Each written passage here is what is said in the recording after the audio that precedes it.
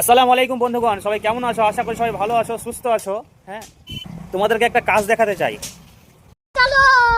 তো আমরা যে সেন্টারিং এর কাজগুলো করি, তো মারি দুই সাইডে তক্তা পাটাগুলো, তো সেই পাটাগুলো না মেরে এখানে কি হয়েছে, দুই সাইডে গাঁথনির কাজ হয়েছে।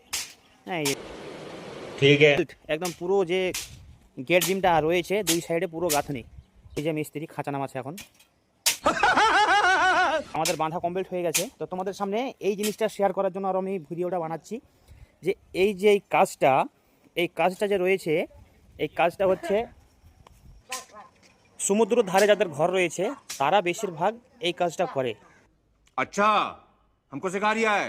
সাইডে পাটা রেখে যদি ঢালাইটা করি, তো আমার ডাইরেক্ট ঢালাইয়ে নোনাটা লাগবে। হ্যাঁ, গাঁথনি করার পরে যদি আমি ঢালাইটা করি, সেই ইঁটটা খেতেই 50 বছর লেগে যাবে। হ্যাঁ, ইঁটটাতে নোনা লাগবে, নোনা ধরে খেতে 50 বছর লেগে যাবে, তারপরে আমার ঢালাই যাবে।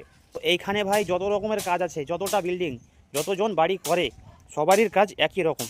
এরকম করে গাঁথনি করে কাজগুলো করতে হবে সম্পূর্ণভাবে, না হলে পরে তুমি কাজ পাবে না, তোমাকে কাজ দেবে না।